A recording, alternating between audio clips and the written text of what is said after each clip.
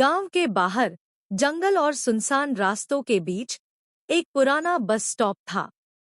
उसकी छत टूटी हुई थी, बेंचें जंग लगी और पीछे एक घना पीपल का पेड़ खड़ा था। लोग कहते थे कि शाम के बाद वहां कोई नहीं रुकता, क्योंकि उस बस स्टॉप पर रात की बस आती थी। लेकिन कोई भी नहीं जानता था कि यह बस आम नहीं थी। रमेश को इन बातों पर यकीन नहीं था। वह हमेशा कहता, ये सब गांव के लोगों की कहानियां हैं, डरावनी बातें बस डराने के लिए होती हैं। उस दिन की शाम उसकी बस छूट गई।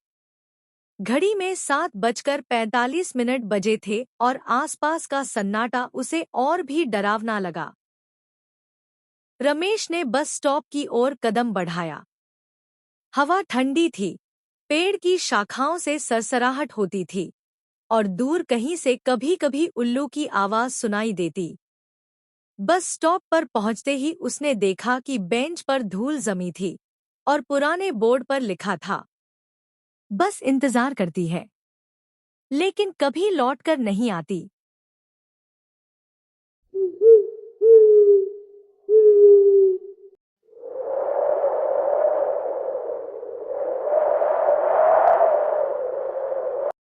रमेश ने हंसते हुए खुद से कहा, आया हूँ।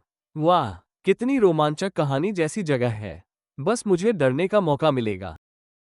वह बेंच पर बैठा और अपनी जेब से फोन निकाला, लेकिन नेटवर्क नहीं था। तभी उसे पीछे से धीमी रोने की आवाज सुनाई दी। पहले तो उसने सोचा कोई बच्चा होगा, लेकिन आवाज बहुत धीमी और डरावनी थी।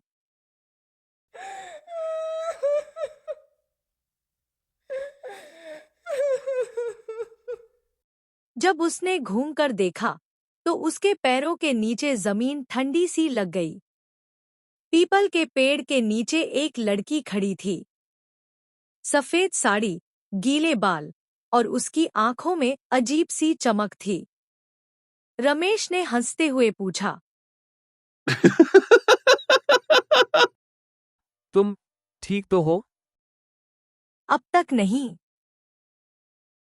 तुम कौन हो? यहाँ अकेली क्यों हो? मैं हमेशा यहाँ रहती हूँ, बस के आने तक। कभी कोई नहीं जाता और जो जाता है लौट कर नहीं आता। तभी दूर से बस की लाइटें दिखाई दी, लेकिन रमेश ने देखा कि बस सड़क पर नहीं थी। वो श्मशान वाले रास्ते से आ रही थी। हवा में धुंध और राख की गंध थी। बस धीरे धीरे रुकी और दरवाजा अपने आप खुल गया। रमेश का दिल तेजी से धड़कने लगा। ये कैसे संभव है? ये बस मरे हुओं की है। जो एक बार इसमें बैठते हैं, वो कभी बाहर नहीं आते। तुम अगला हो।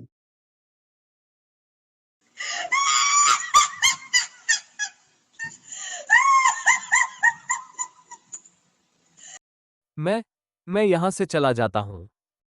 लेकिन उसके पैर जकड़े गए थे, जैसे कोई अदृश्य शक्ति उसे रोक रही हो। बस के अंदर अजीब से साए हिल रहे थे और खिड़कियों में चेहरों की झलकियां दिख रही थी।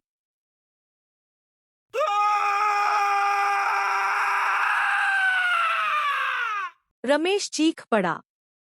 उसकी आवाज जंगल में गूंज उठी, लेकिन किसी ने नहीं सुनी। तभी बस की दरवाजा अचानक बंद हो गई। रमेश ने भागने की कोशिश की, लेकिन उसकी आंखों के सामने सब कुछ धुंधला हो गया। अगली सुबह गांव के लोग जब वहां पहुंचे, तो बस स्टॉप खाली था।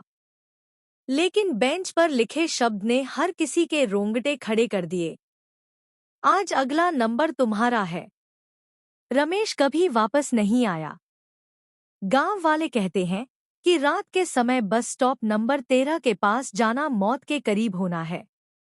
जो लोग वहां जाते हैं, बस और लड़की को देखते हैं, लेकिन लौटकर कोई नहीं आता।